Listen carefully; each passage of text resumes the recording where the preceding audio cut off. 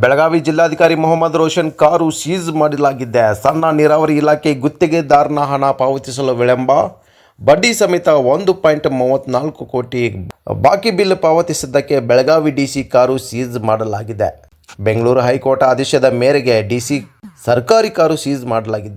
ದೂಧಗಂಗಾ ವೇದಗಂಗಾ ನದಿಗೆ ಅಡ್ಡಲಾಗಿ bridge barrage ಕಾಮಗಾರಿ ಮಾಡಿದ್ದ ಗುತ್ತಿಗೆದಾರ 1993ರಲ್ಲಿ 34 ಲಕ್ಷ ವೆಚ್ಚ ಮಾಡಿ ಕಾಮಗಾರಿ ಪೂರ್ಣಗೊಳಿಸಿದ್ದ ಗುತ್ತಿಗೆದಾರ ಹಣ ಪಾವತಿಸಲು ಸಣ್ಣ ನೀರಾವರಿ ಇಲಾಖೆ ವಿಳಂಬ ಮಾಡಿದ್ದಕ್ಕೆ ಕಾಂಟ್ರಾಕ್ಟರ್ ಕೋರ್ಟ್ ಮೊರೆ ಹೋಗಿದ್ದಾರೆ.